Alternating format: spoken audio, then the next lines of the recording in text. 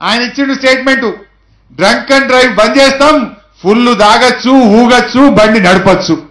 ఇది కాంగ్రెస్ పార్టీ నాయకుడు చెప్పే మాట. గీసొంటి కాంగ్రెస్ పార్టీకి మనం ఓట్లేసేది. తాగుండ్రి, ఊగుండ్రి, బండి నడుపుండ్రి అంటుండు అంజన్ కుమార్ యాదవ్. గుద్దండి, జనాన్ని చంపుండ్రి, ఇక మాకు ఓట్లేయింది. ఇది కాంగ్రెస్ పార్టీ నాయకులు చెప్పేటువంటి మాట. అంటే వాళ్ళు మాట్లాడితే వద్దు రద్దు. వాళ్ళు ఏమంటారు? 24 గంటల కరెంటు వద్దు, రైతు బంధు రద్దు, కాళేశ్వరం రద్దు, యాదాద్రి విద్యుత్ ఉత్పాదన ప్లాంట్ రద్దు. మాట మాట్లాడితే కాంగ్రెస్ వాళ్ళ నోట్లే రద్దు వద్దు వద్దు రద్దు. ఇక జనంకు మంచినే మనసున పట్టింది. వద్దు రద్దు అనే కాంగ్రెస్ పార్టీ మాకొద్దు బిడ్డ, మాకు కేసీఆరే కావాలి, టీఆర్ఎస్ పార్టీ కావాలంటుంది. ఇవాళ జనానికి మంచి మనసున పట్టింది. ఎవడన్నా రద్దు వద్దు అంటాడు. ఇప్పుడు మన రైతు బంధు మన సీఎం సార్ 8,000 ఇచ్చిండు మనకు. ఈ తాప గెలిస్తే 10,000 చేస్తా అన్నాడు. కాంగ్రెస్ వాళ్ళు ఏం చెప్పాలి? 10,000 కాదే, మేము 20,000 ఇస్తామని చెప్పాలి. కానీ వాళ్ళు ఏమంటారు? మేము గెలిస్తే రైతు సమన్వయ సమితి రద్దు రద్దు తప్ప ఇంకోటి చెప్పరు. జనంకు నచ్చేటట్టు ఇంకో 1000 ఎక్కువ ఇస్తామని చెప్పాలి. కానీ రద్దు వద్దు రద్దు అంటే నిన్నే రద్దు చేసి పారేస్తారు.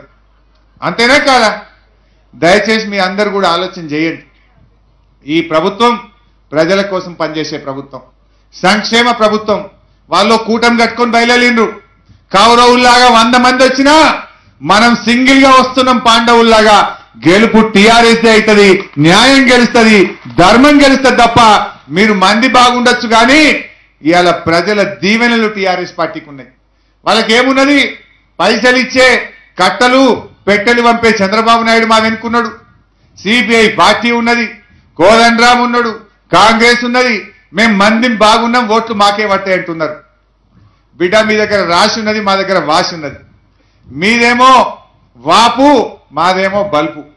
ఇవాళ వాపు నిలబడది, మీది కౌరవుల్లాగా ఇవాళ మీరు బయలుదేరిండ్రు.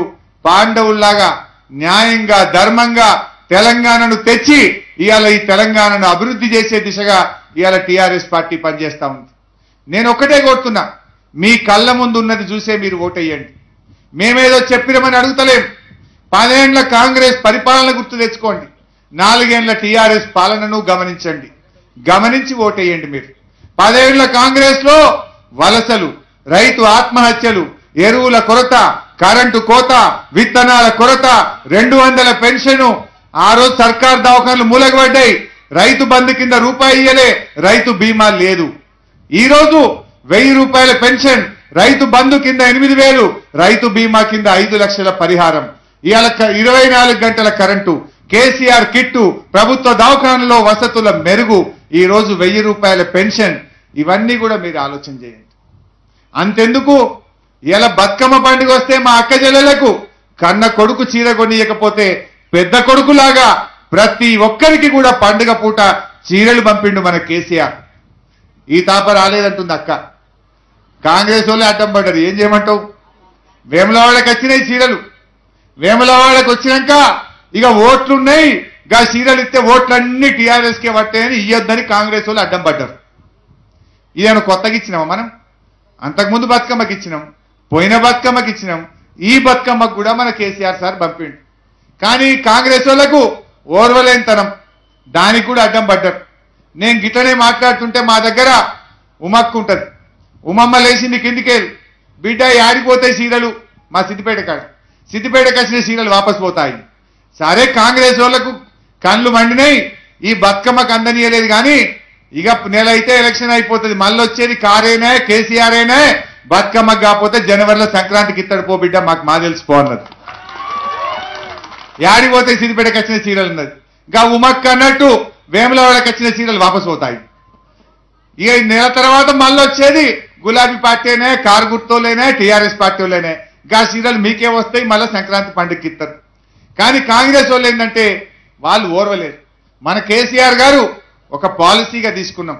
రంజాన్ పండుగ వస్తే ముస్లిం అక్కా చెల్లెలకు బట్టలు పంపిండు, క్రైస్తవుల క్రిస్టమస్ పండుగ వస్తే క్రైస్తవులకు బట్టలు పంపిండు. మన హిందువుల పండుగ బతుకమ్మ, దసరా పండుగ పెద్ద పండుగ అంటే కొడుకు కొనియకపోయినా ఆ పేద అమ్మకు తాను పెద్ద కొడుకులాగా చీరలు పంపినటువంటి నాయకుడు కేసీఆర్. ఇలా ఎన్నని చెప్పాలి నేను? కొన్ని వందల పథకాలు ఉన్నాయి. అందుకే మీరందరూ కూడా ఇవాళ వాళ్ళు వచ్చి మొసలి కన్నీరు కాలుస్తారు. అయ్యో 3 సార్లు ఓడిపోయినా 4 సార్లు ఓడిపోయినా అనే మొసలి కన్నీరుతో మనం మోసపోవద్దు. పనిచేసే ప్రభుత్వం ఏది, మనకు సేవ చేయగలిగేటోళ్ళు ఎవరు, మన గురించి కష్టపడేటోళ్ళు ఎవరు, ఎవరు మనకు న్యాయం చేస్తారు, ఎవరు మనకు లాభం చేస్తారు, ఎవరు మన బతుకులు మార్చగలుగుతారో ఆలోచించి ఓటు హక్కును వినియోగించుకోవాలి తప్ప వీళ్ళతో పోతే మనం ఆగమైపోతాం. కాంగ్రెస్ కోటేస్తే ఏమవుతుంది? ఢిల్లీకి ముట్టది. తెలుగుదేశం కోటేస్తే ఎవరికి ముట్టది? అమరావతికి ముట్టది. ఆ టీజేఎస్ అని కొత్త పార్టీ వచ్చింది, దానికి ఓటేస్తే అది ఎదగాకుండా పోతుంది. కానీ మన టీఆర్ఎస్ కో కారు గుర్తుకు ఓటేస్తే ఈ అభివృద్ధి పరంపర కొనసాగుతుంది, పేదల కష్టాలు తీరుతాయని చెప్పి నేను మనవి చేస్తా ఉన్నా. అందుకే మీరు ఆలోచించండి. మా అక్క చెల్లెళ్ళు దయచేసి గ్రామ గ్రామాన్ని ఆలోచించండి. నీళ్ల బాధలు అందరికంటే ఎక్కువ మీకే తెలుసు. మంచినీళ్ల బాధ, సాగునీటి బాధ అందరికంటే మా అక్క చెల్లెలు బాగా అర్థం చేసుకోగలుగుతారు. ఆ నీళ్ల బాధ తీర్చింది కేసీఆర్ తప్ప ఇంకెవరో కాదు అనే విషయాన్ని కూడా మీరు గుర్తుంచుకోవాలి. ఏంటండి, వీడియో నచ్చిందా? అయితే ఓ లైక్ వేసుకోండి, లేదంటే ఓ కామెంట్ చేయండి. ఎప్పటికప్పుడు మా వీడియోస్ చూడాలంటే సబ్స్క్రైబ్ చేసుకోండి.